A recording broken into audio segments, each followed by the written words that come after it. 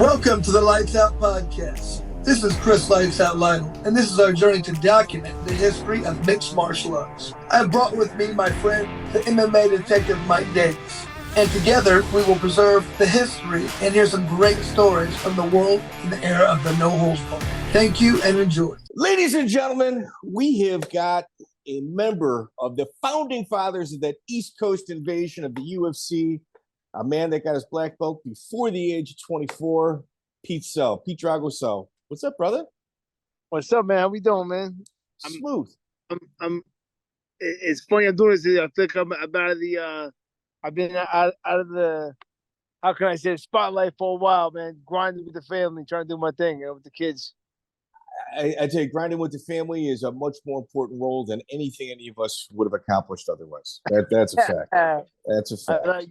Yeah, I know you say that, and I do. I agree. I love my family, love my kids, all that stuff, my wife, everything. But it's just like the highs you get from fighting, and you want to live there forever. You know what I mean? Where it's like, yeah, I get why guys don't want to ever retire, and it's just after you like get kind of a taste of being not that it's a normal life, but regular.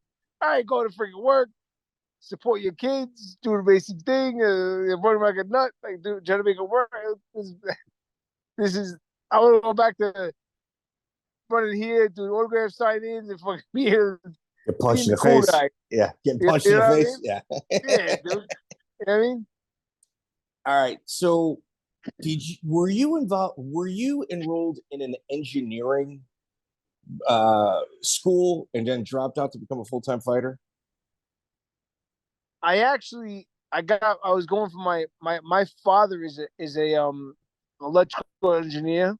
Okay. So he's very good with math and all that stuff, and it's good to have him in the corner with that stuff because you help with computers. He's very good with all that stuff. You know what I mean? So because I'm really good at math too because of him. Okay. So it just seemed like a right steps like coming out of I don't know what the hell am I doing in college. I was taking some computer stuff. Surprisingly enough, you'd be surprised what I took in college. I did a couple of years, but then I ended up dropping out just fighting. I took calculus 1, 2, and 3. They're all full credit courses. Yeah, I'm good with numbers. I mean, but I don't how can I say? I don't some guys are into it, they enjoy it. I could do it. I'm smart enough to do it. I know it, but I don't enjoy. You know what I mean? You know what I mean? As I remember being back in class in college, thinking about. I was training at the time and fighting the local shows, and I was just thinking about that. I'm like, forget. Let me run and go do this. You were also a guest security guard on the Jerry Springer show. Yeah, that was good times, man. Yeah. How do you pull that off? I remember I forgot who at the time. It might have been one of my sponsors. I think maybe I could be Tokyo 5. Remember Tokyo 5? Yes. The sponsor. I think them that maybe they might have had a hook with them or something. I forgot who. Maybe it was. I think it was him. Somebody had a hook. I had a hook with Jerry Springer, and it got me as a security guard that day. And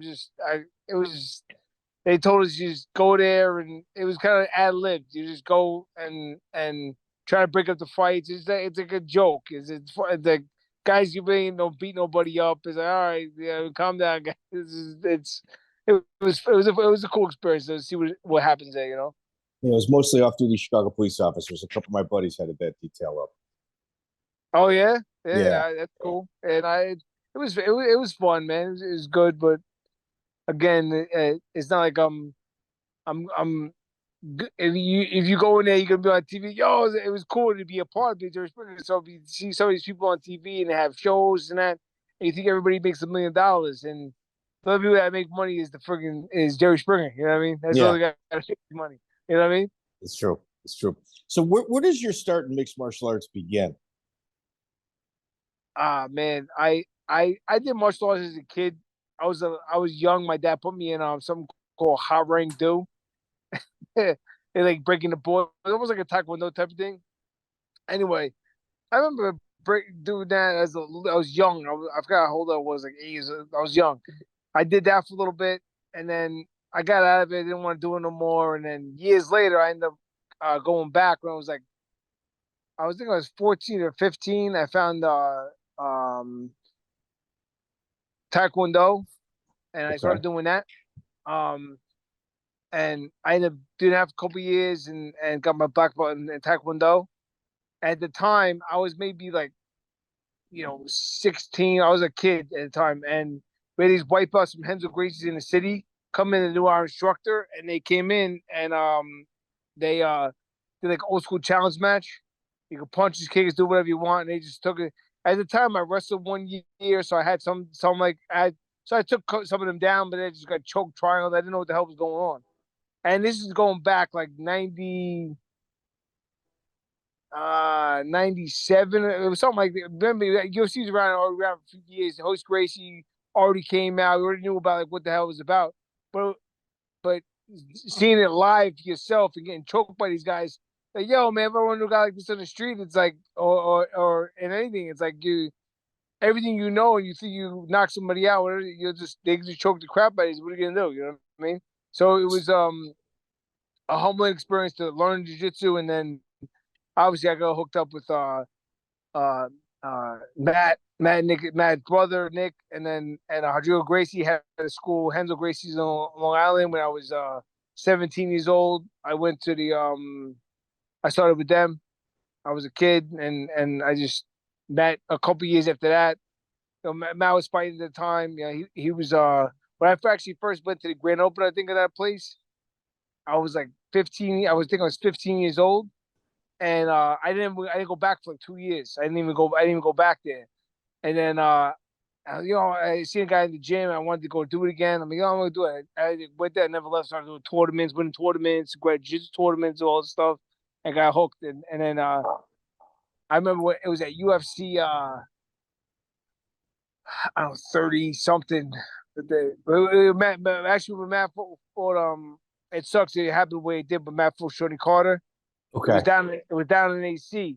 Anyway, I remember being with my boys. I couple my boys with me. I jumped in my red Honda Civic.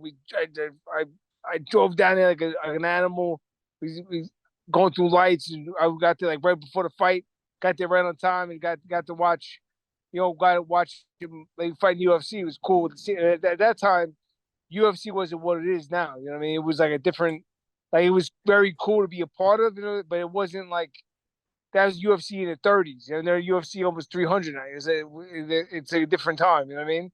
They were just nobody even knew what the hell. Like, I remember I fought when I first my UFC debut at what was it, 2004? I think it was. I fought Baroni.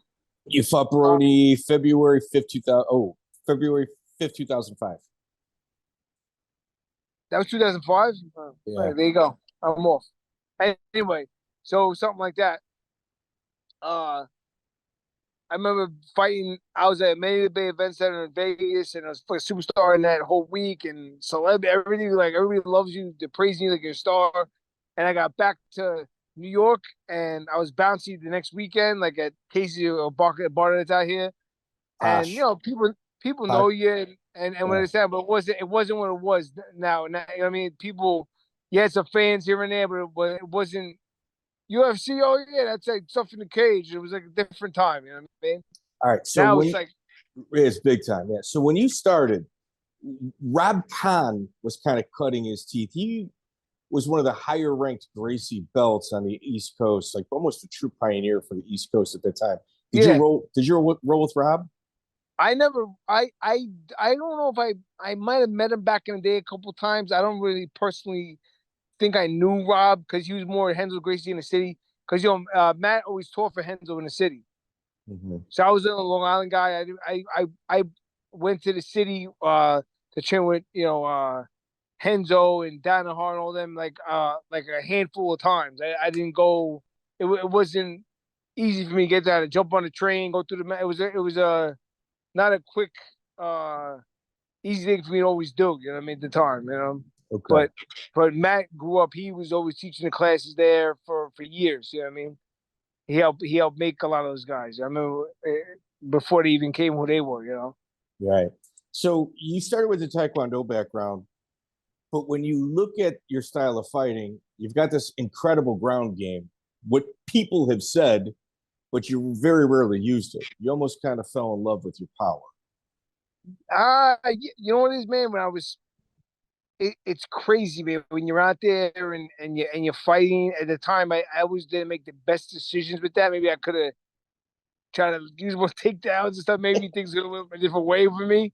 You know what I mean? I just kind of, I guess you could say it for the fans, but sometimes it didn't go my way because I was a little too nuts with some of this stuff. You know, I stayed there too long to get hit, and the level went up with the fighting, and it just, at the end of the day, dude, no matter who you are and how good your striking is, with those little gloves and the kicks and everything else, like you anybody can get caught. You know what I mean? So it's what it is. If you're out there banging, you put yourself in a chance to get caught, unless you're gonna take the guy that and you know now even more in the game that there's levels to that striking. You know, there's guys that are on another level with it. You look at what's his name's killing that guy Pereira now. He's killing everybody.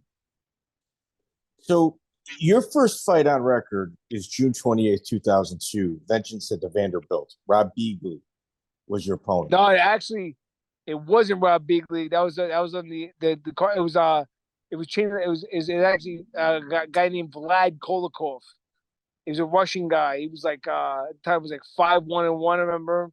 He was tough guy from Brooklyn, whatever, from Russian guys from Brooklyn, and I beat a decision on him. You know, so the guy took him down the mountain and beat him up. It was like a back and forth fight. You know, but I won. So is Rob Biegley a fake name, or is it just a? No, at that time, Rob Biegley. I think I was gonna fight him. That guy Rob Biegley. I was gonna fight him at the time, and it got changed. And it had another guy because you gotta remember it was my first fight, so I was gonna fight a guy that had like maybe 1 fight or 0 fights, but like for my first fight, you know what I mean? Of course, the bait and switch. Now I gotta fight a guy that's 5-1-1 for my first fight. You know what I mean? So it was like it got, you know what I mean? It got changed at that time, and you remember those. I remember those times that with the cars, nobody. You just wanted to fight. You just wanted to fight. It wasn't as official as far as like the cards, everything. Like I remember one of the things. I remember one time like they might have spelled my name wrong. One of the, and it was a different time, dude. It was I don't know, dude. All right, so you mentioned the Eastern Bloc. There was a pretty rich tradition of Russian fighters on the East Coast at that time. Igor Zinoviev also being one of them. He later fought Frank Shamrock. Did you ever get a chance to roll with him? What say it again? Igor Zinoviev. Oh man, he was head security at Scores nightclub. Ended up being like Jeffrey Epstein's bodyguard. But honestly, man, off the top of my head, I don't ring a bell, man. I'm not drawing a blank here. So the Vengeance at the Vanderbilt who was the promoter for that? Lou Neglia. And that's right, it was Lou. And then how long had you been training prior to this fight? Like 2-3 years. Okay.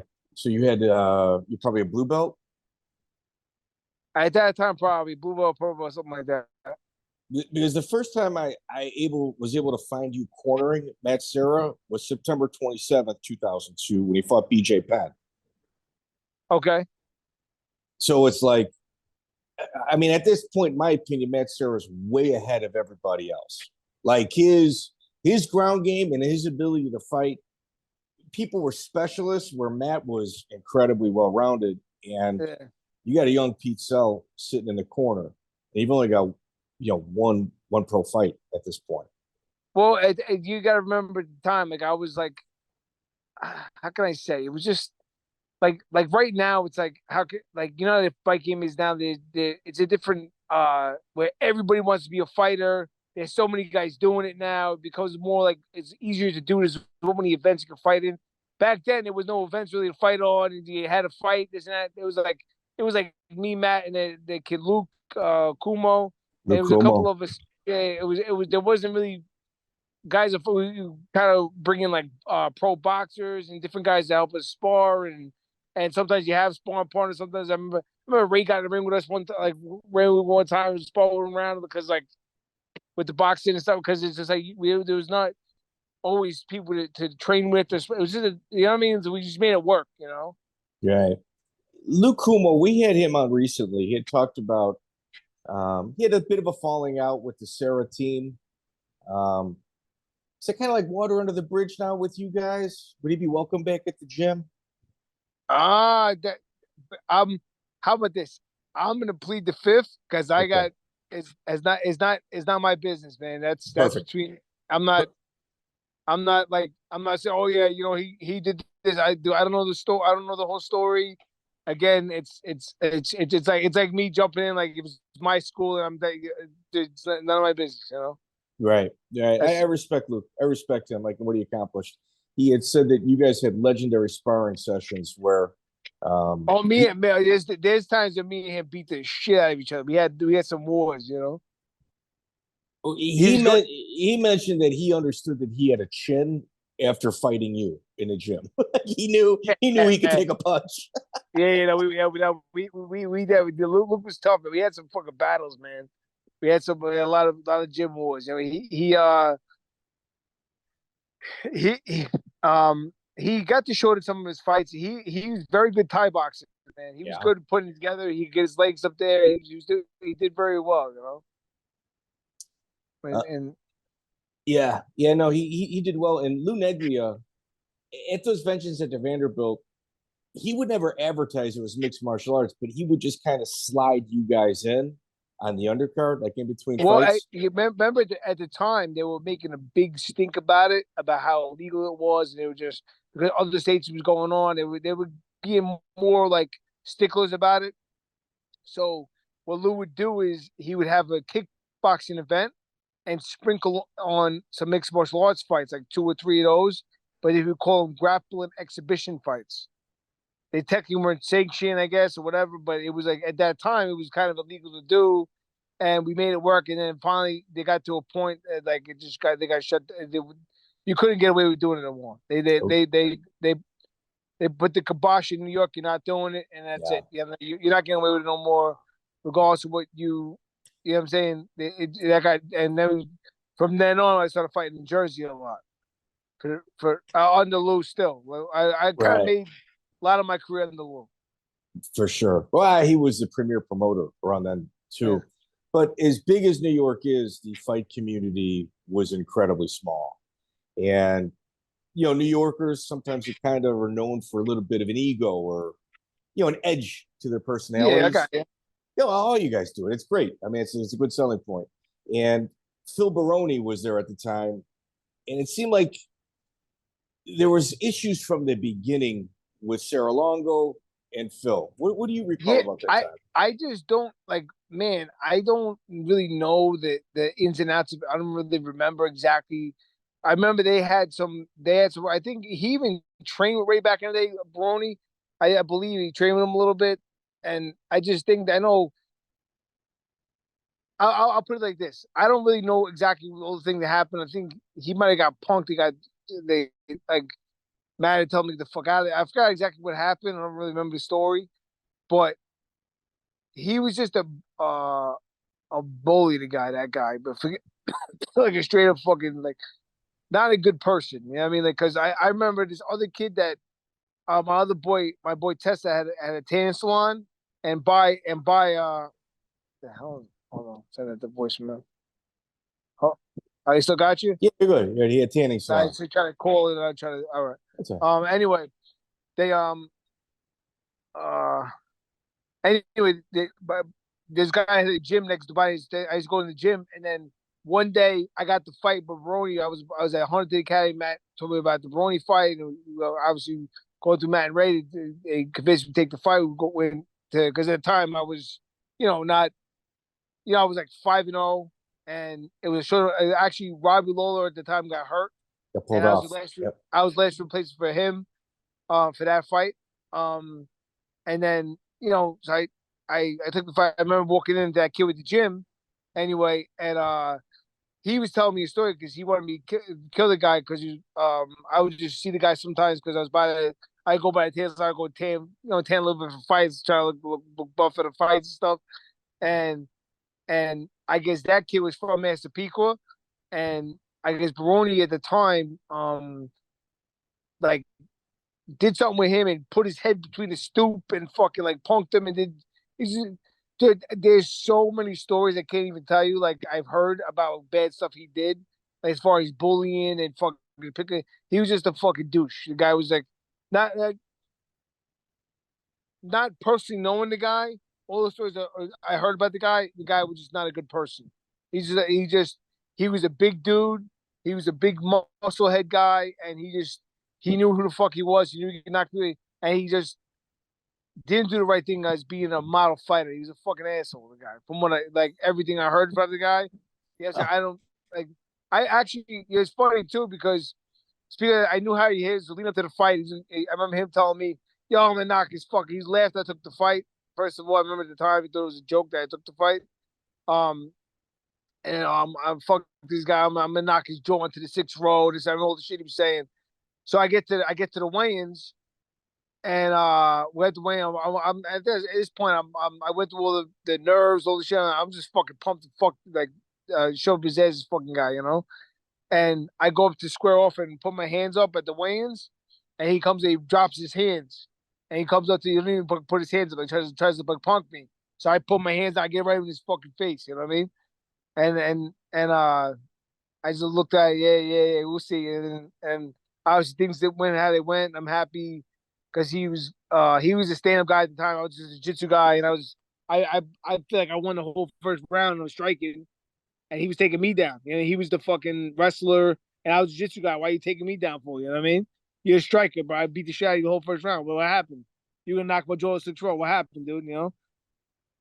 And I think you really got to kind of look at that fight. Like it's UFC 51, February 5th, 2005. Phil was 5-4, but it's not a real 5-4. Like his 2 losses are to Matt Lindland. His other 2 losses are to Evan Tanner.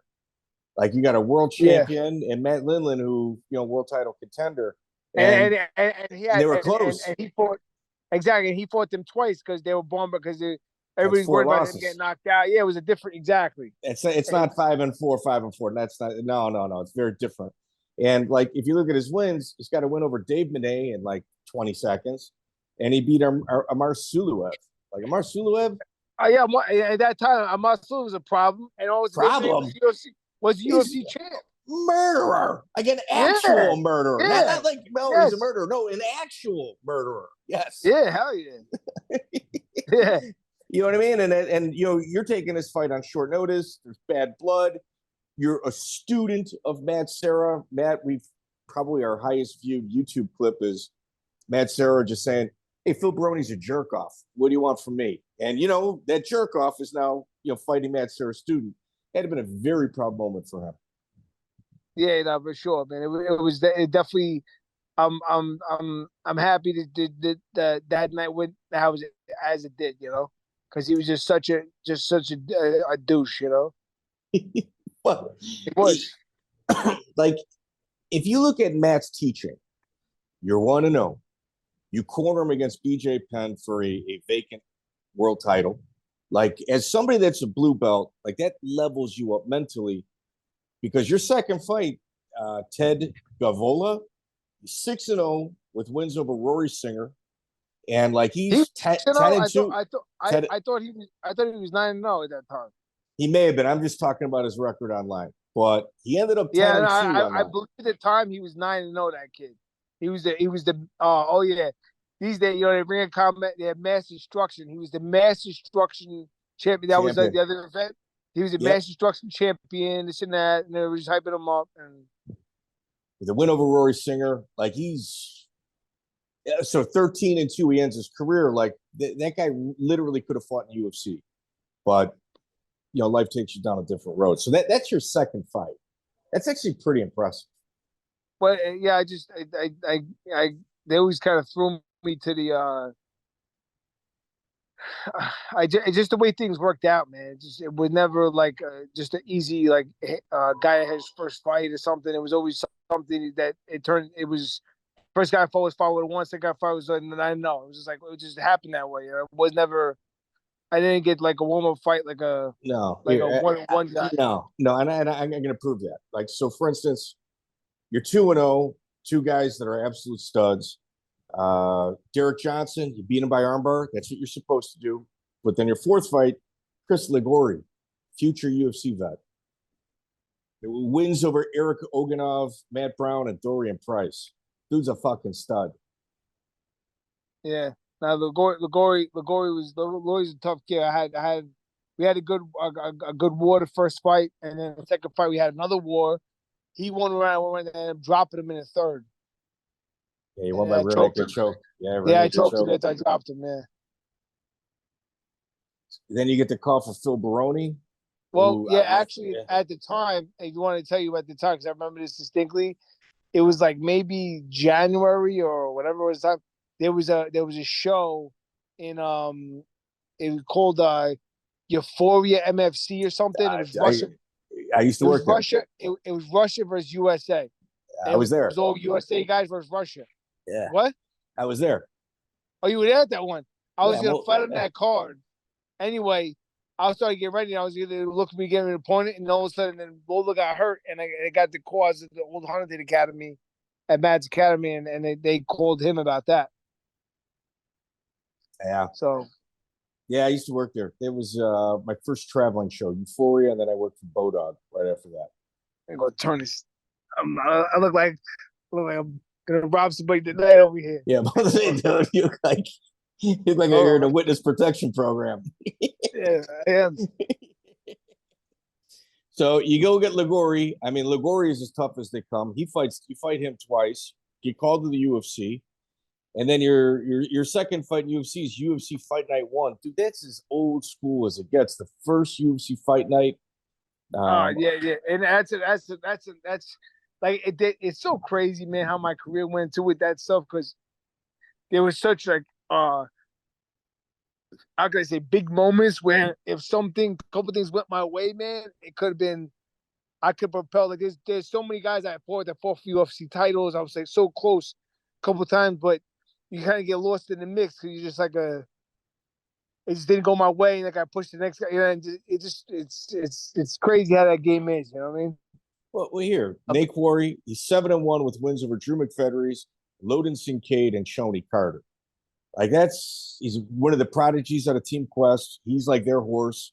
It's like the East Coast versus Oregon. It's like you're the number one guy coming out of there at that weight. Corey's the number one guy coming out of his camp. Two powerhouses. Stopped a little prematurely. Yes, that sucked at the time because. Cecil and you know Peoples. what's crazy? You know what's even talking about that because I remember at the time because I felt like a couple times I missed Baroni's chin. I feel like if I connected, like I remember there was one time I slipped one of Baroni's jabs, I threw uppercut, and right in front of his face, it was like, boom, it was like so close. And I feel like if it landed, it could have hurt him bad. You know what I mean? So I'm like, you know what? I want to make a statement with Nate Quarry, and I'm gonna go after him.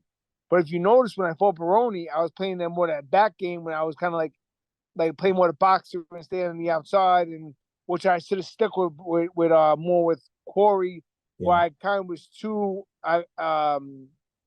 excited, too overzealous, trying to want to connect with his chin. That I put myself in trouble. So it was a mistake, you know what I mean? Like and then I had my second fight with him, and it was still crazy. I could have easily, brother, I'm telling you, I swear to my God, like I could we had that. I dropped in the first round of the fight, the second time I fought him, and then I was going after him the whole time, and I remember I threw like it was like I threw a hook, and I threw another hook then a hook cross, and it said I wanted to hurt him bad, and the second hook I threw in a row, he threw that right hand and he caught me. You know what I'm saying? At that time, so that it was just me being again too wanted to get my due because overzealous.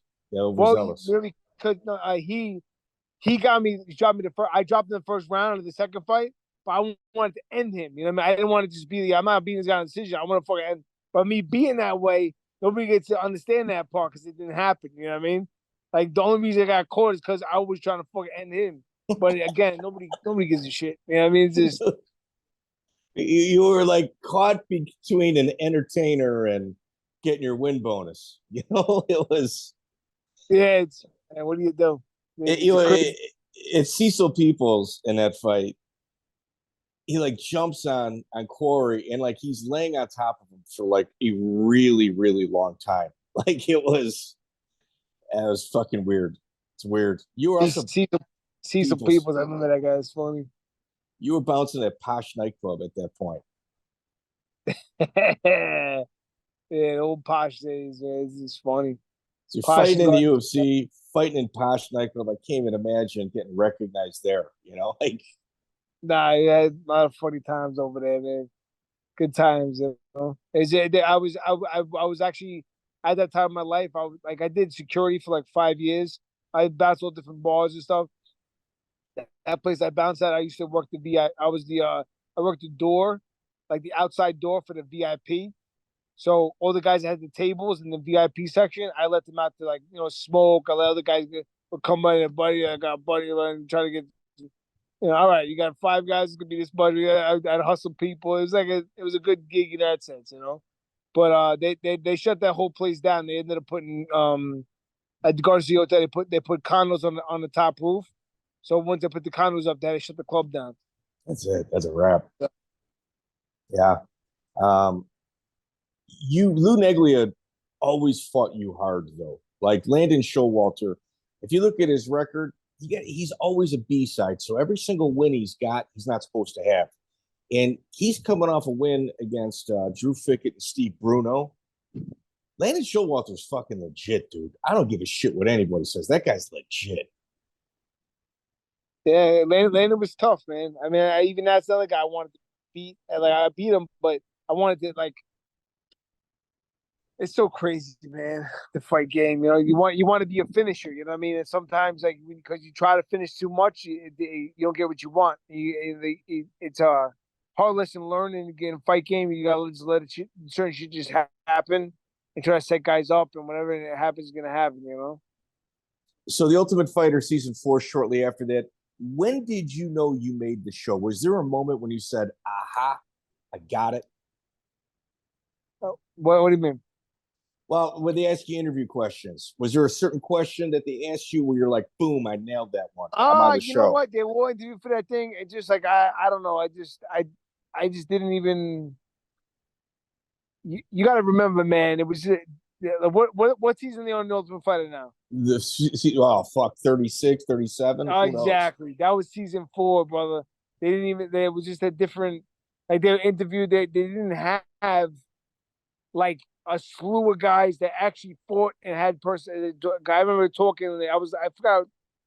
I don't remember what I said. I remember I made that laugh. I said something funny, stupid. I don't. I had a good interview. It was like it went good. It went well.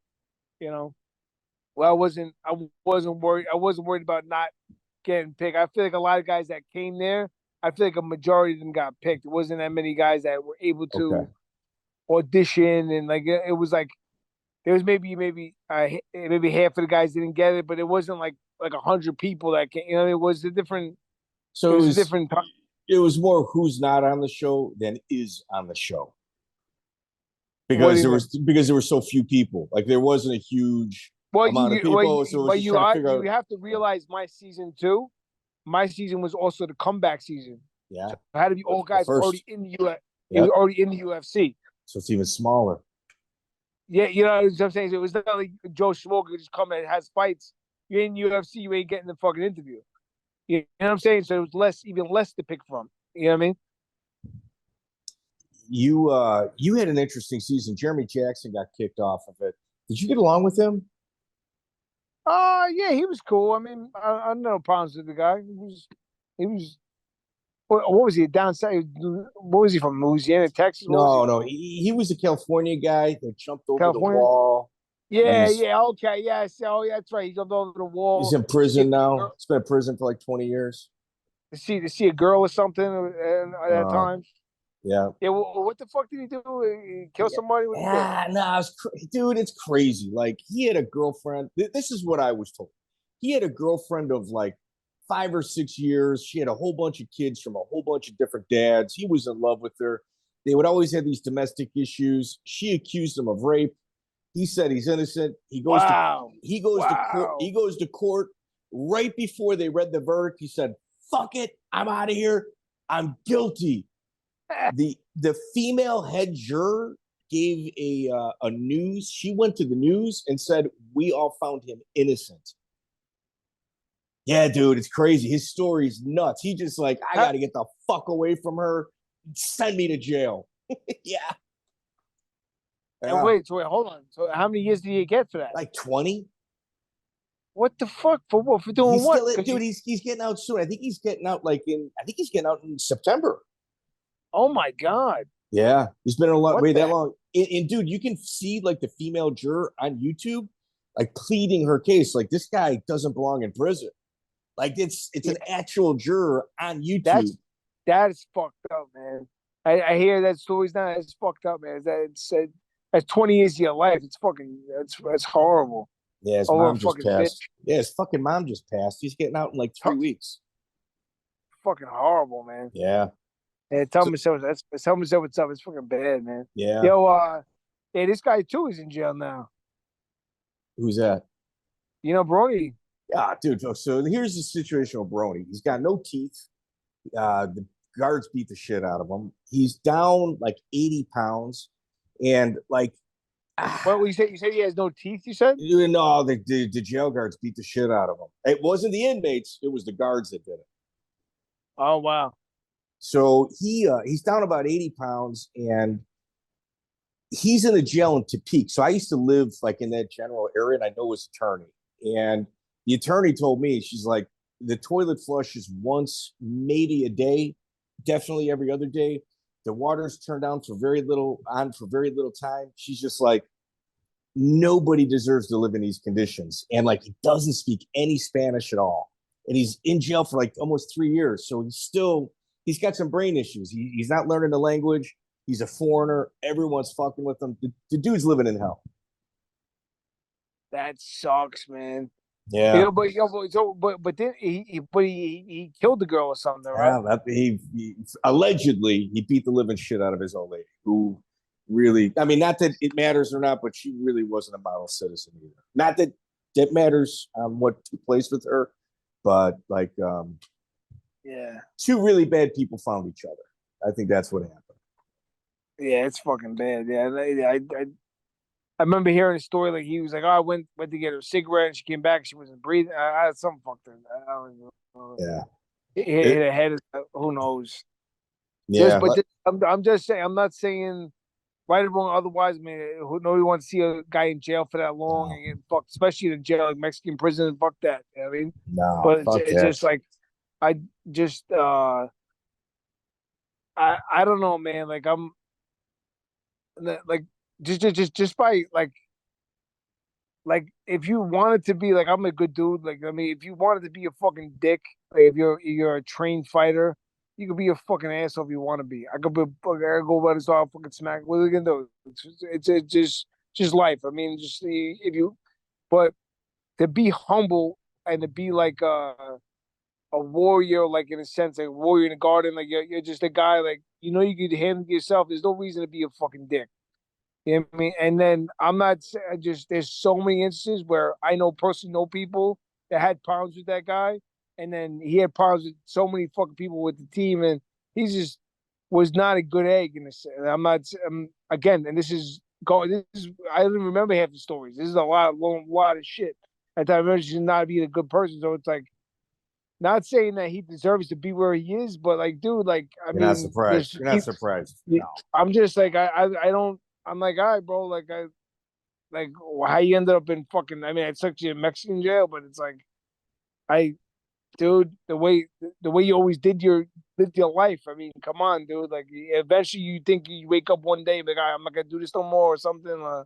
But some people are just the way they are, and it's what it is, you know. Well, you kind of get warnings along the way too. It's not like you're surprised. Like you get there's certain warnings and you got to listen to them. And if you don't listen to come them, on. you can't be surprised by the outcome. You know what I mean? You got to listen to that voice. Exactly. So at that point, I do like, how many times it probably close calls you had in the past, all the people you had problems with, all right, dude. Like, I mean, it sucks you fucking. I'm sure you didn't mean to kill the girl, but like, dude, that's fucking brutal. Imagine that you fucking, whatever. But here, you talked about the martial arts way and not being a dick. You later on in a few future interviews had some choice words about Matt Hughes. He was also like he made an appearance on The Ultimate Fighter season 4. Was this when the rub started, or was it after this? Well, with Matt and Matt, or Matt Hughes, you and Matt Hughes. Me and Matt Hughes. I forgot what happened, man. It was I don't honestly, man. I'll be lying to tell you exactly what. There was something that happened. We were by the fight, and he said some fucking diggy shit to me, and he was the coach, and he was a cool guy, and it was like a thing like. I think it might have been Ultimate Fighter 6 or even on that. I think on season 4, I think it was all right with him. But I think he said some dicky shit or just a pompous like just after that it was like something just I forgot what it rubbed me the wrong way. I forgot exactly what it was. But I might be telling you, know. It was something I remember at the time, just fuck this dude. Like at that time. I mean, obviously I don't care now, but at the time, I was like, fuck you, dude. Like, I mean, you're a douche. I mean, just like, because I just know, like, it's in a different setting. It's like you're not talking like that. You're at the UFC thing. You're not. It just over. You're not walking around the neighborhoods. Over. You're not doing it. It's different. It's just. I don't know, dude. The thing about you is you didn't hide it. Or you didn't sugarcoat it. You just like Tim Sylvia, another guy you unleashed on. Tim Sylvia. What the hell happened with that guy again? You called him, you said, F you, you stupid doof. That's your quote that I pulled from Go F yourself, you doof. You said that in 2008 of October, you said that in an interview. Because I forgot what he might have did or said about me. He was like trying to be a dig at me or something. And I was like, I know what he did. I had nothing to fucking do with the guy. And I was like, and he had some choice words for me. So I fired back at him, I think. You know what I mean? He started that one. He said he was happy you got knocked out. That's what it was. Yeah, he was talking shit about it. Like, oh yeah, dude, you fucking doofus, the fuck up. You know what I mean? Like, he's just like a dick, you know?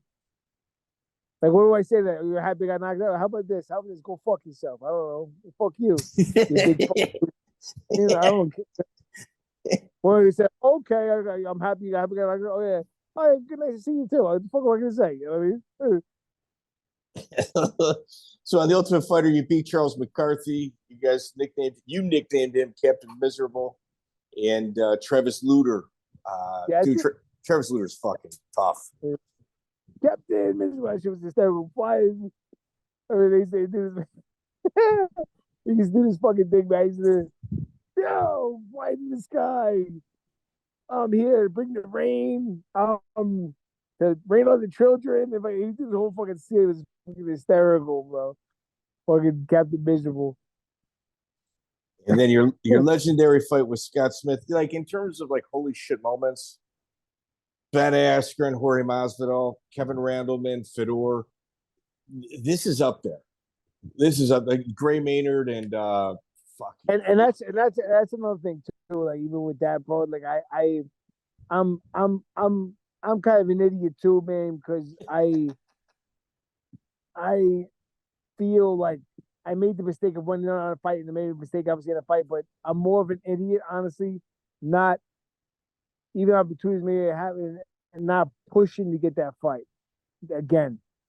Because let's say I fought him again and things went my way and I fucking beat him and we had a trilogy fight. That would be a fucking sick fucking little battle right there. You know what I mean? And I can't believe how did I have to. You know, it's like you always think it gives me more time and time passes and you could have headlined. That would have been a headlining rematch for sure. That would have been fucking sick. Good money for both you guys. You know, that would have been a good payday. Like an asshole. Well, when you went into that fight, Scott Smith was the underdog at plus 150. You were minus 160, and it formed a bond between you guys. Like this was one of those moments where people were screaming at the TV. It really was, man. Like, it was truly special. And you guys formed a bond that night. You actually later quartered Scott Smith against Robbie Lawler. Yeah, that's so many opportunities. I could have just made it from there. We were talking shit. I was helping him with that. How things didn't pan out. He was like forced that fight. It wasn't the time to talk, and I don't know, man. It's just weird how life. Even like Robbie Lawler, I should have fought him too. I didn't like. I wasn't like, I regret my that's one thing I regretted my fighting career, is like not being more vocal. I kind of just did what fell in my lap. It wasn't like and I see now, like even the Conor McGregor, all the guys that were more vocal with it, people with the mouthpieces, the people that talk, get the money.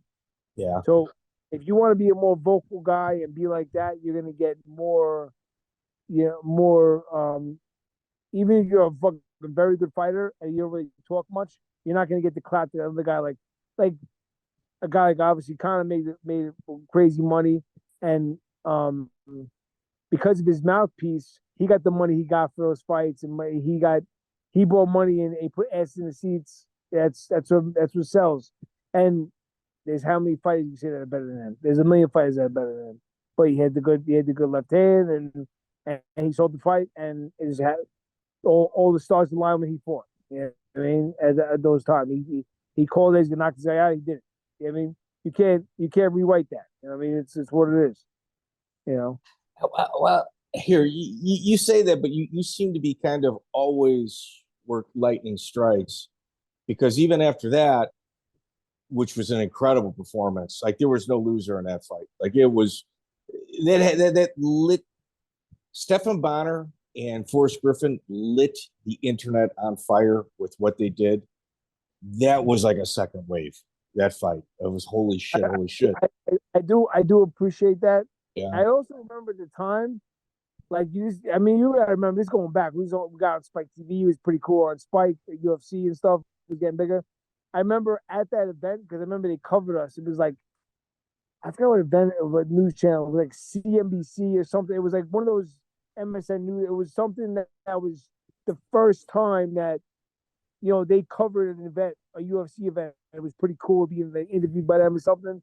But this is going way back. Now it's like obviously nobody cares, but at that time nobody knew, like it wasn't as big. You know what I mean? It was like, it was cool to have that. It was like if you saw somebody with a tap out shirt or a sticker on their car, it was like, he's one of us. He's one of us. Full contact fighter, up by Joe Gold, obviously. Yeah.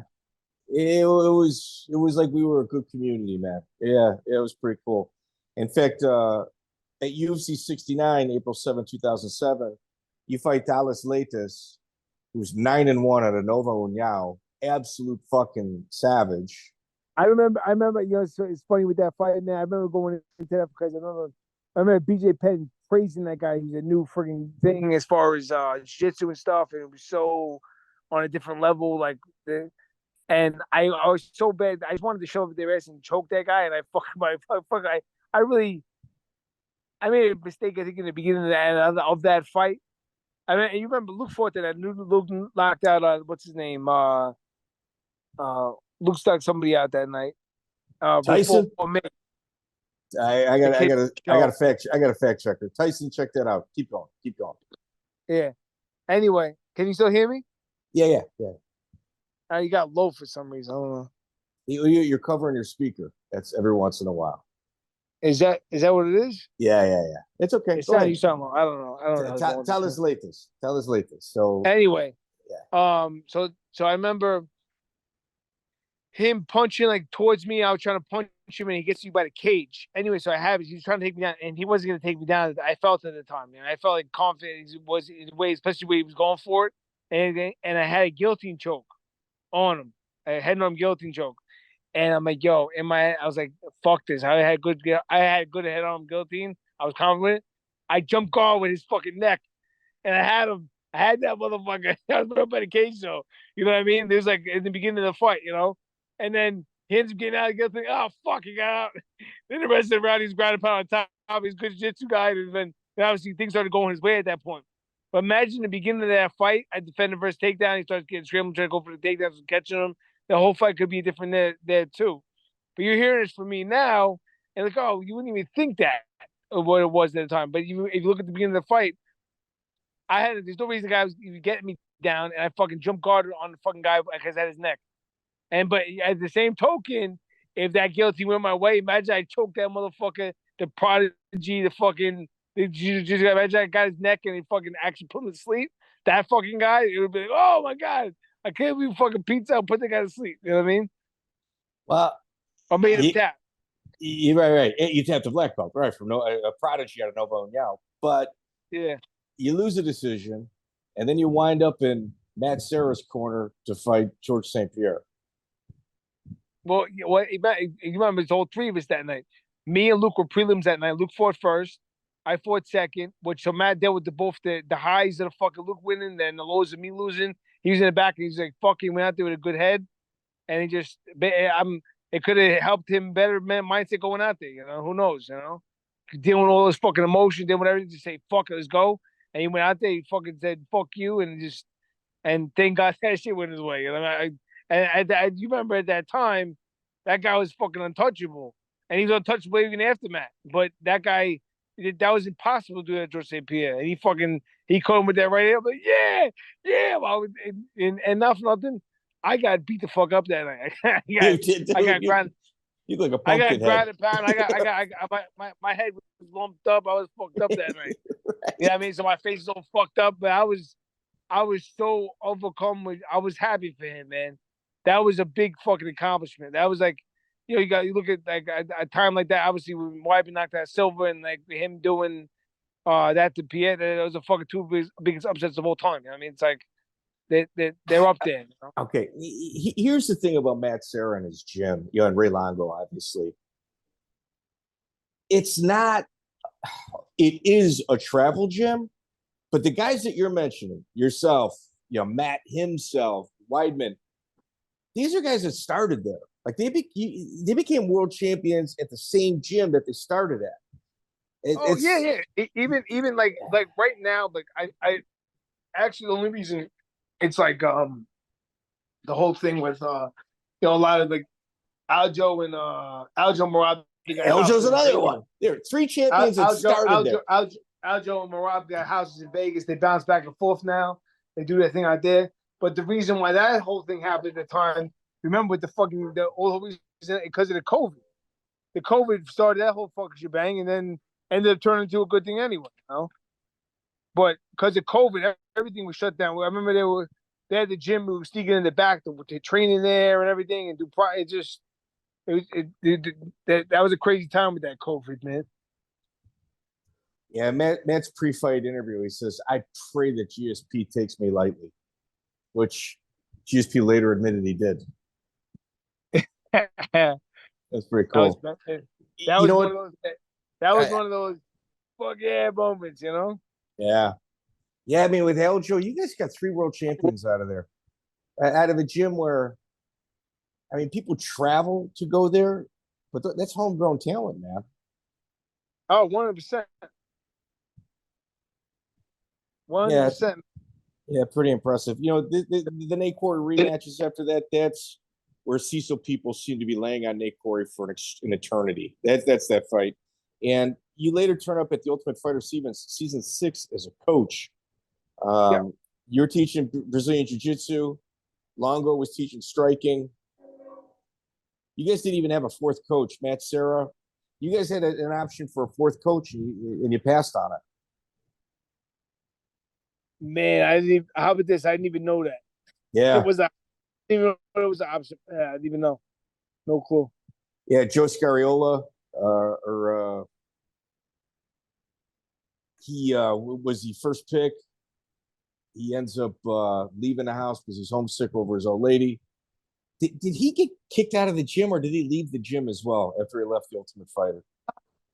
I just think that at that time, he made the wrong decision because Obviously it's not like, even me getting my shot in UFC was through Matt and Ray, and I got a connection through them, and it's like, as teammates, if I vouch for you, I look out for you, and I'm bringing you to UFC, to Ultimate Fighter 6, and you're going to be a contestant on the show, and the fight doesn't go your way, you things will go your way, and like I basically looked out for you and got you on it. You're gonna bounce. You're gonna leave.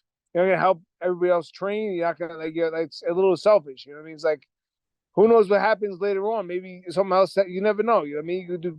You wind up. People get injured all the time, man. You can be right back in. Back in. Anything can fucking you fucking. And I remember him going back and forth with him a couple times about it. Yo, listen, if you do it, you don't like just. And then it just.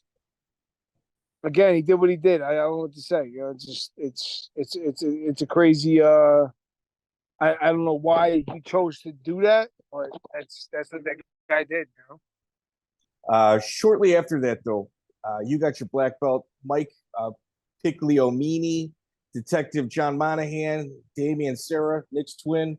You guys all got your black belts together. That's freaking funny, bro. I haven't heard those names in a while. It's a different time, man. Joe Monahan as hysterical. Yeah. What was your relationship like with Nick Serra? I came up with him, man. It was me. My first coaches were Matt Serra, Nick Serra, and Rodrigo Gracie. My first positions and coaches. I was at the time the Henzo Gracie Long Island Babylon. It was open Wednesday night, Friday night, and Saturday morning. 3 classes a week, and they all took one of the classes, and that's all it was. That's why I was there for a couple of years before these other academies opened up. It was a different time because I was tired of everybody, because I was raised different. Like, I was raised back in the day when they were coming up in the game, wasn't as, there was nowhere to train. You know what I mean? It was we're lucky we had that place. It was like, it's what it was, Yeah. Did you ever roll with Rafael Natal? Rafael. Yeah, I think I have rolled him a couple times. Yeah, back at some point. Yeah, he's pretty good. He had a really good relationship with Draculino. Like, Draculino was a fixture in his corner. Did you ever get a chance to roll with him as well?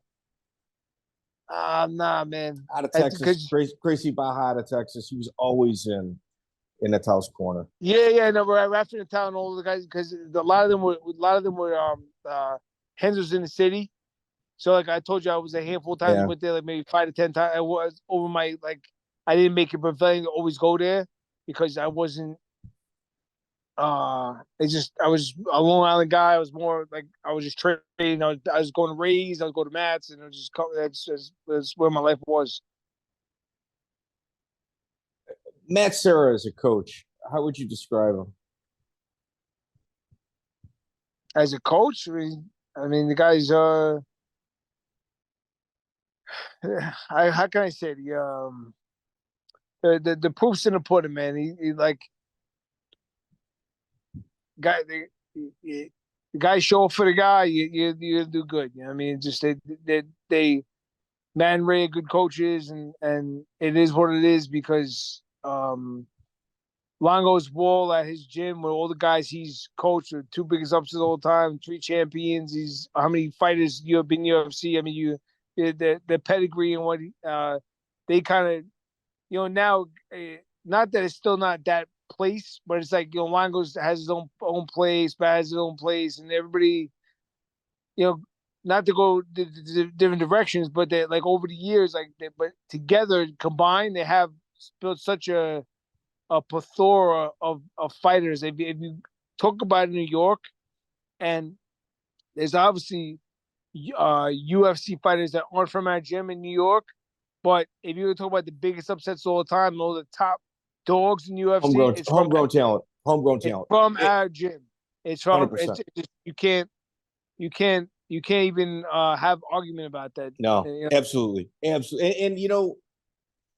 when biggest upsets in the world are consistent, it's not really an upset. That's somebody following a game plan. It really is. I mean, it's like it may have been an upset to us, but it wasn't to you guys. Yeah, exactly. Well, they whatever formula they put together they were rock and rolling, like Matt did the ground stuff for him, and Ray was a kickboxing guy. He had a kickboxing guy on pay-per-view and stuff, and Ray was always a good stand-up coach, and kind of got involved with MMA, and they made it work. Yeah. FDM brand clothing comes on as a sponsor, one of those small clothing companies. April 2008, you tear your labrum, and after you tear your labrum, you decide to move down to welterweight. Yeah, at that time, yeah, that's right. I told my, and then at that time, maybe the fight was getting big. I forgot my decision why I chose to do that. Want to see, maybe people were talking to me, just try different landscapes, see if I could do different there. And me at 170, man, I felt like a monster. You know what I mean? I thought you looked big at 185. I didn't think you could make it. I'm not even gonna lie to you. This is the thing though. I was big muscle wise, I was big, but majority of guys, I'm not saying that shorter guys can't prevail, because like obviously the shortest guys have got the biggest upsets the whole time. And it's possible, but I just felt like the overall size of the guys started becoming at 185. Everybody's like 6'2", 6'3", 6'4". The guys just and it's not like they're skinny tall. They're the fucking monsters. They're big. It just became more and more big. So I'm like, you know what? I'm starting to look more like a guy, like other guys cutting down. I'll come down there and see how I do. You know what I mean? And obviously I went down. I fought Josh Berkman. I beat him. And then, that was a tough fight. I ended up beating him, and then that was in Chicago. That was UFC's Chicago debut. That was the first UFC Chicago? Yeah, dude, I was there for that. Yeah. Oh shit! Cheapest seats in the whole fucking venue were $200. Yeah. I mean, it was nuts. 2009, and you know, like on your early fights, when I look at your Ring of Combat, you look like you're coming down from 210 to make 85. Yeah, I was probably walking around at that, I'm sure. I can't imagine, like, you had to been starving yourself to death. You know what? I've definitely, now that I know a lot more about the weight cutting, I didn't do it the safest way and the best way to do it. They have so many more things now that are better. But I remember at the time, I was eating the same thing every day. My carbs were low. I was fucking training my ass off. Eat every 3 hours. Then I remember the first time I made 170, I got my body weight down a week out from the fight, down to 190. Striking distance. Yeah, okay.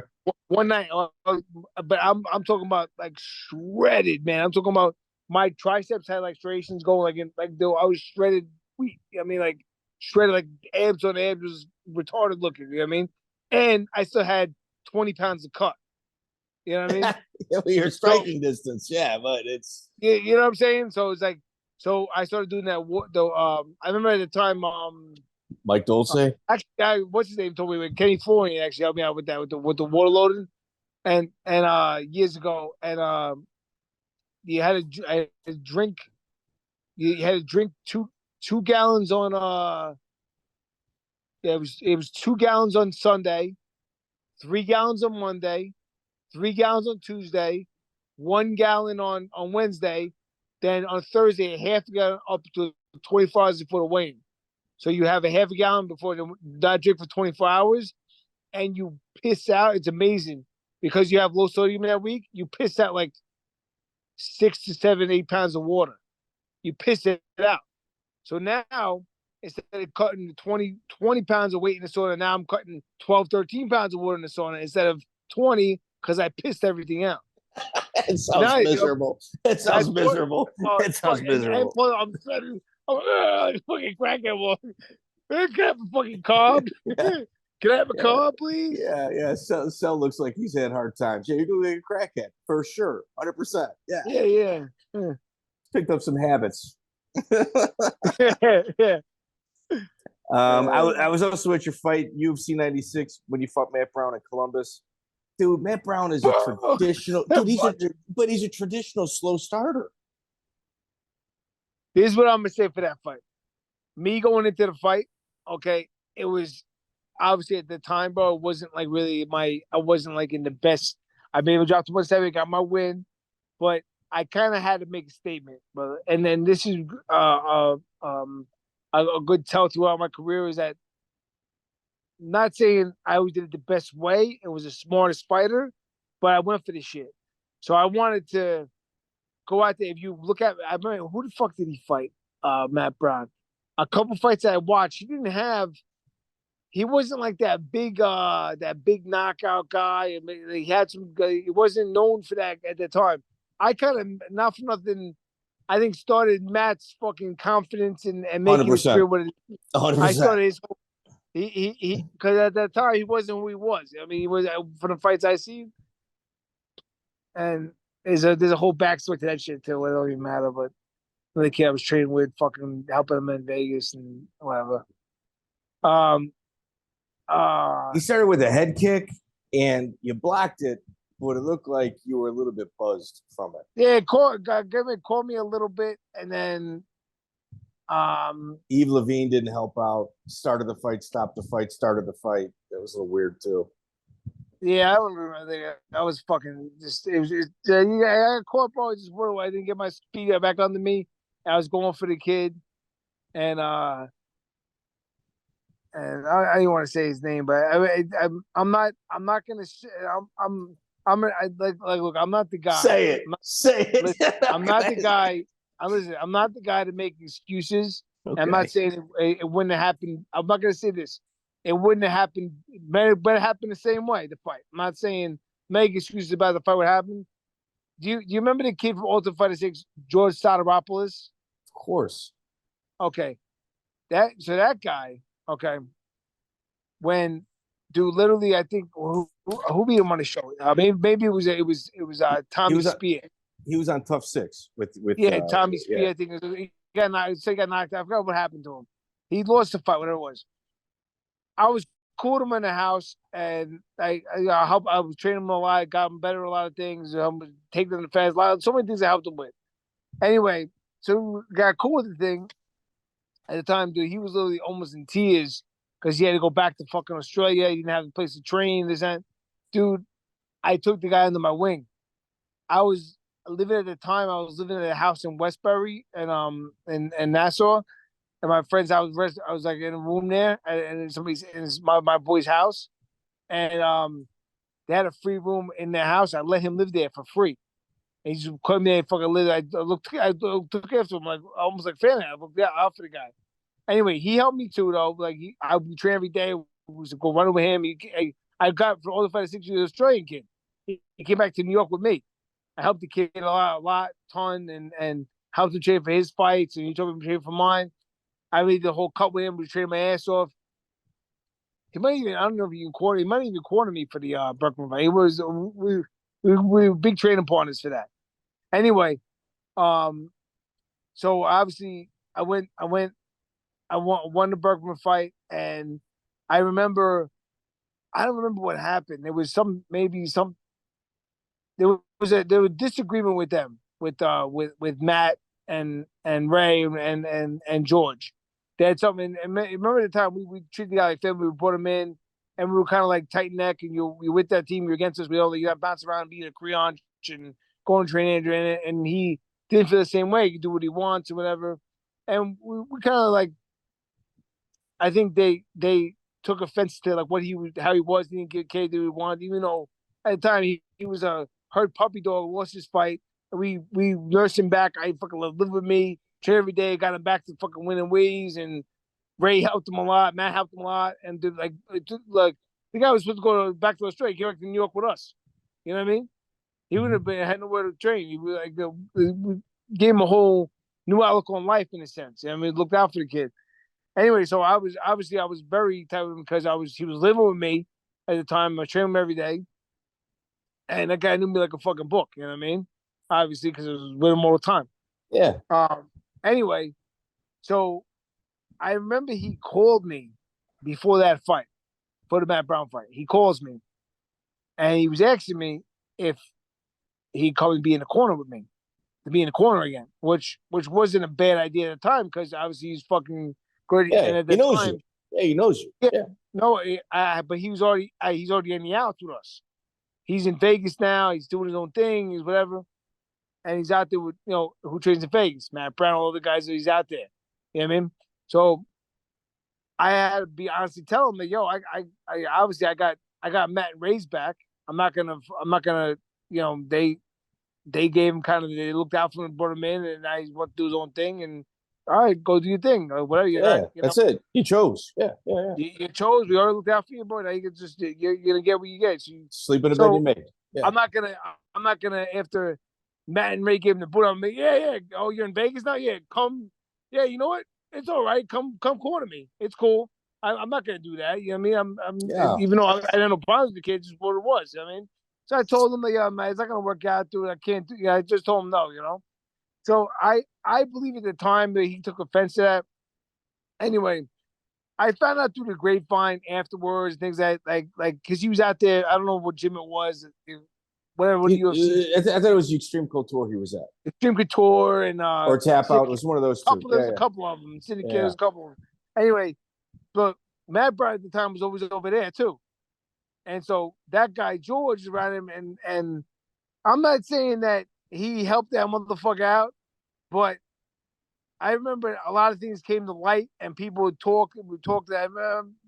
Not that I specifically found out something specific, but you got to remember at the time he was kind of jaded because he got the boot by us, and I took Matt and Ray's back. So, not gonna say like he asked me to be in the corner. You didn't give me advice on the fight and whatever and this and that. And he was like, now what are you gonna like? You could just say, not even have to help someone. You can say one fucking thing you know about me. One thing you were turn, I know, Drago he does this, and then you'll lay this because he wants to get back at me because meanwhile I looked out for the guy for fucking ever. Yeah, I come from the show where and again, I'm not making a fucking excuse like the fight would have been different. Not saying Matt Brown would have won the same way. I'm just saying that Matt Brown's a traditional slow starter that gave you a look that nobody expected. Exactly. Right off the bat. Right off the bat. Not like and what if this is the case? What if I turn the script there? Let's say, and I was like, fuck it, George, me had a good training session. We went for my first fight with Berkman. I'm gonna meet you in Texas, and you are gonna corner me.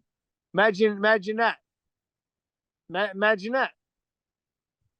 I don't. I'm sorry, not Ohio. So I'm sorry. Yeah, in Ohio. It was Ohio. Wrong state. It was Ohio. No, it was Columbus, Ohio. It was Matt's hometown. It was Ohio. That's how like blood feuds start that go for generations. Like this is the beginning of it. But imagine it was like that. I was like, imagine. I wonder how that fight goes. I wonder if it would be like George Matt came over and be like, yo, you know what? I'm in the gym all the time with Matt Brown. He does this and that. You know what I mean? You think he's not? You think he's not going to do it? Man, if he's doing it to you, he'd do it to him, and you were loyal. That's what and I'm he did it to you. At the time, he may never did it, but he felt maybe some type of way because maybe I turned my back on him. But meanwhile, I'm just we looked out for you, dude. We treated you like a fucking family member, brought you over here, fucking gave you room and board, fucking trained all the time, and I was like, just fucking bounce and things that you're not gonna just run around and do what you want to do. You're gonna be a part of the team, you're not. Type of thing with Matt and Ray. And so it's like it became a thing like that, whatever. Again, in hindsight, everything's 2020. It's easy to say that I'm not making excuses like Matt Brown would have knocked me out. I'm not saying that. I'm just saying that the way things went, it wasn't planned. I was going, and at that time that kind of ruined that fight ruined my fucking life. It ruined my fucking life. At that time, it ruined my fucking life. It just my shot against the UFC title, my shot at doing anything, moving up there, it was kind of like my fucking last ticket of my last UFC fight, and I had to fight my way back, and it was just I got kind of like. Then I remember I was making a comeback fight, and I fucking ended up tearing my groin. I tore my groin off the bone, my longest tendon on my groin. I was out for a year. Just the way just life didn't. Things went downhill after that. You know what I mean? And it just what the fuck it was. You know, it just. Yeah, you had to close the chapter and start some else. So what are you doing now? What do you got going now? Nothing fun. I'm doing. I told you actually gym today. I was just to help some of the fighters, and I do private lessons and stuff, and I still train in that sense. You know, what I mean, still go down to the gyms and do my thing. Got a little back to training myself too now, tiny bit, but not much. I've just got actually past couple of weeks. I've started doing a little something, you know, which I'm happy about, because it just keep it free your mind and get training and stuff. It just you get away from it, and it's like, yo, I love that shit so much. You want to do it, and then right now I have two kids. I have a 9-year-old and a 3-year-old. I got two boys, and I love them to death. It's my world, my wife, and we do. I got my little family, but it's just like, I don't know, man. I went off on a fucking tangent. What the fuck are we doing? What were we just saying? So you missed the rush, huh? You missed the rush of fighting, huh? The rush of fighting, and just like, you know, how can I say? When you're fighting, man, there's always something to get ready for. Like, this is the next step. This is the next step. Let's fucking do this. Let's get pumped up with this new fight. New fight to get ready for. To get something to change it up, and you're battling out there, and you get kind of praised for your job. Now, right now, at the time being, I'm working for the fucking town. It's okay. Good. You got your insurance. You can pay your bills. Got the benefits for the family, all that bullshit. But literally, like, dude, like, I'm like Al Bundy and fucking fucking bullshit. Like, I swear to God, I was in the biggest show in the world, and now I'm filling fucking potholes and weed whacking the side of the road like an asshole. Ain't nothing wrong with it. Ain't nothing wrong with that, bro. You know, it's no longer about you. It's about your kids. That 9-year-old. I mean, I'm assuming he's in wrestling. He's got to be in some sort of combat sport. Animal, bro. I love the kid. Yo, he's my guy. My Jack. He's gonna be a beast. Jack and Trace are my kids. Anyway, he had good. He does good with the wrestling. He's having fun with it, and he's gonna be a little beast. Already, I'm not saying this because he's my boy. I'm saying it because he's proved to me already. 3 different matches already to have on tape. He's already had battles where he was like battling with kids, losing on points, comes back in the second, third period and pins the fucking kid. That's oh, you know, I mean, it's so important. So important, man. That grind for a little kid like that is fucking huge, dude. To come cry? back from like getting beat like that, and like, yeah. Did you cry? Did you cry? Well, almost, but like, little bit. Yeah, bro. Oh my God. I mean, it gets you so fucking excited, bro. You know what I mean? Yeah. That's good shit. It's so important. I'm so proud of him doing that shit. You know what I mean? Because again, even the jiu-jitsu, I have him doing something a little bit, but I have him because I don't want to confuse him with the jiu-jitsu with the wrestling, because I want him to fucking really grind with the wrestling right now. So it's like, I don't know. But he's just also an athlete, good at everything. Baseball, lacrosse, he played basketball, but he's an athlete, so he's just good with everything. So God bless him, man. Did you get along with Joe Silva? Oh yeah, he was a nice guy. He was cool. He's all right. Serra, like, let his when we interviewed Matt, he pretty much told us, "Fuck him, fuck that douche." And if you look, I don't really remember exactly. There was something that happened. It was with Chris Lytle. It was Chris Lytle. He lied to each of them to get them to fight. And Lytle and Serra, like, they're boys. So when they saw each other, they're like, "Really?" And they were both like, "Wait a minute." Yeah, they believe each other because they know each other. And it was Silva. That motherfucker. Wow. They both confronted Silva. Like, no, we're both here. Say it. What did he say about me? No, tell me, Joe. And yeah, no, Lytle don't play like that. Either does Matt. Either does Matt, though. Either does Serra.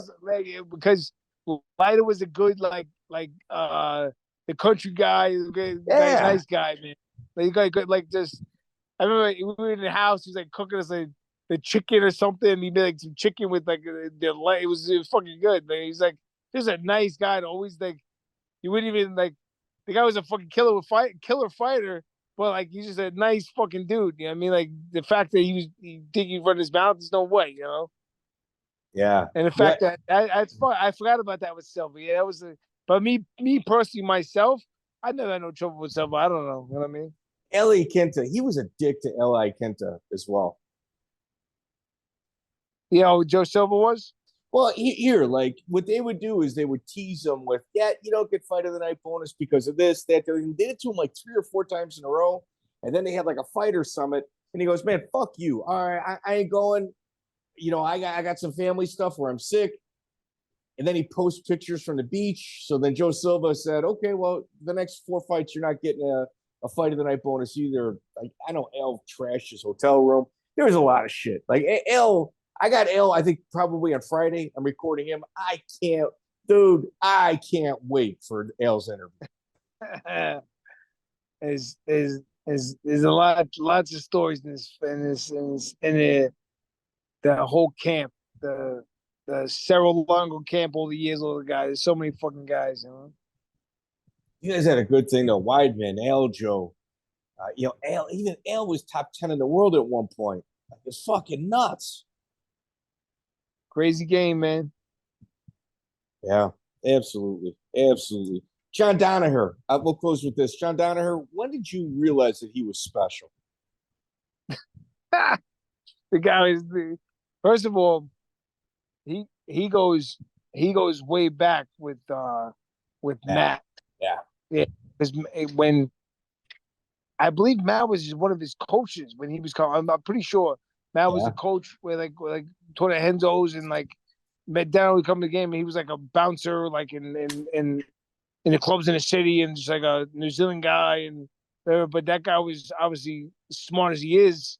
All the stuff he's what does he have, a doctorate? I don't know what he's like a scholar, teacher. Yeah. Teacher. But he was like professor at Columbia University. The guy's a very smart guy, that guy, you know what I mean? And he broke it down like the fact that he changed the jiu-jitsu game at this point, John. You know what I mean? But I remember him from a different time because I actually was in the corner when he fought Hughes, when Matt fought Hughes, after the show. And the whole camp that Danaher came out with us was there for that. You know what I mean? So I had a lot of funny times laughing with him and it being the sicko that he is. John's a different breed. He's a different type of guy, you know. So I know Matt and Marc Laimon had issues. I mean, it was kind of a big blow up. What was your opinion of Marc Laimon as a coach? Me personally, I mean, I didn't have nothing with the guy, but he seemed just. I might even had something with him. He's just a douchey guy. Yeah, another, but almost like. But it's funny about that. I think at the time, don't call me on it, but I think he was also kissing like the whole crew Baroni. He's like kissing their ass and like he was that guy. You know what I mean? He was like, I don't know, like I remember that just the way he. Well, Baroni did work out. Matt Baroni was working out at his gym at one point. That's for sure. Yeah, and he was like kissing. He was that guy. I think he might even cornered.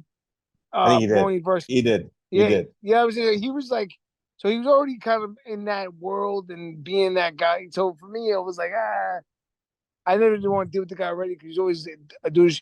But at the time, he never really excelled as a fighter or did anything himself. So for him to run his mouth about fighters or to say this and that about people, and he was kind of pompous and talking the way he was, and it's like, dude, you're coming. I think remember this line that Matt killed him with. He's like, yo, you're the expert swimmer that never got in the pool, and he fucking killed him with that at that time. That was on the show. He fucking abused him with that. I mean, season 4. Because he would run his mouth about like just stay, and because he was like that, we kind of nobody wanted to work with him as much. We still work with him because he was there at the house, but he made go ahead. a Do you know bad thing about him. Do you know where he's at right now? No. He's got two gyms in Milwaukee, Wisconsin.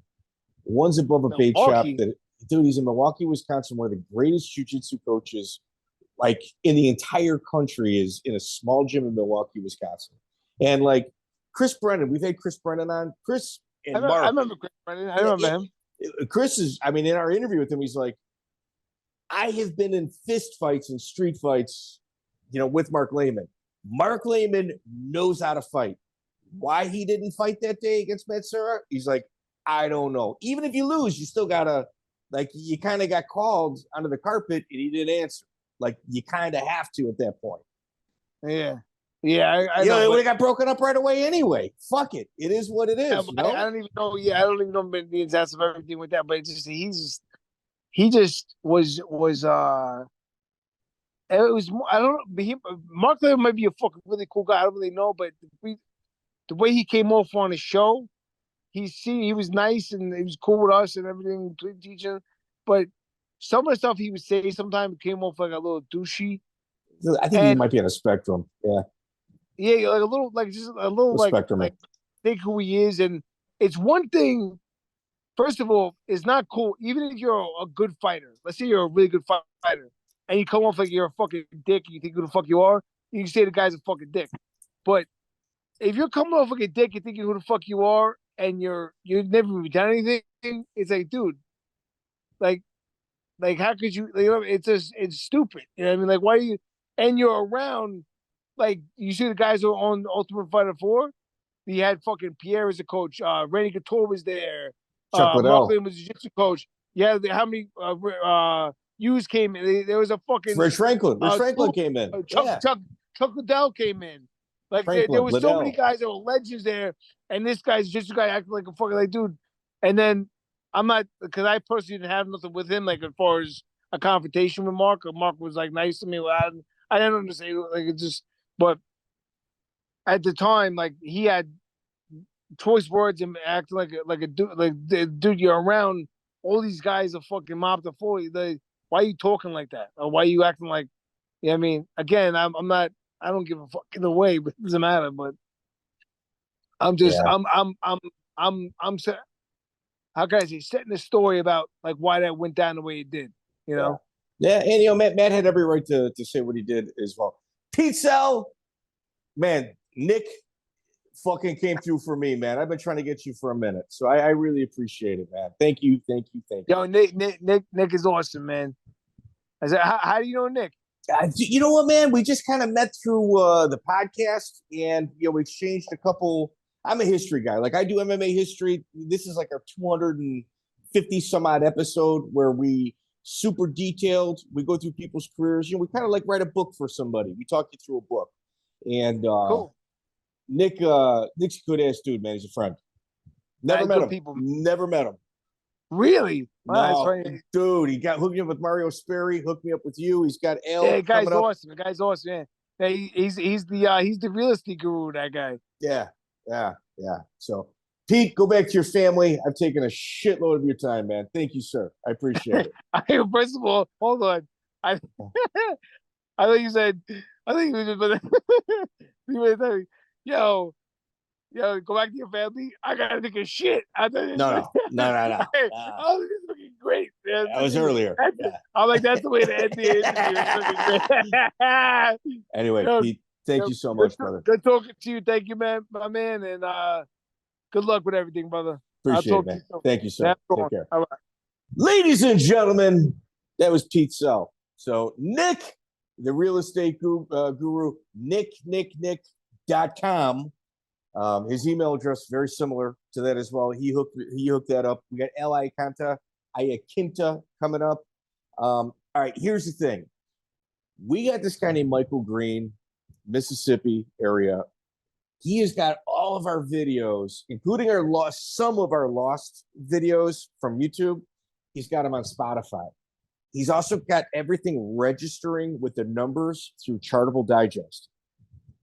We're just outside the top 50 sports podcasts, like, in the entire United States. Like, we're literally outside of the top 50. I know if our numbers get up just a little bit more, it's not even like a big bump. We could be in that top 30. Like if you're in that top 30, other opportunities open up. And like the only way to do it, iTunes reviews, not just like the stars, but the reviews. Apple, the podcast, we need reviews there. Spotify, you can kind of rate us 5 stars. We need some of those. And spread the word. Like that really, really helps us out. So if you ever want to catch up with us, Chris Lytle should be coming back on. I think next week, I hope with Chris Camozzi. Like, share, subscribe, dude. Catch us at a Bare Knuckle Fighting Championship. Chris and I are always on the road together. Hope all is well. Thank you, guys. Check out the full interview on iTunes, Spotify, and all major podcast platforms.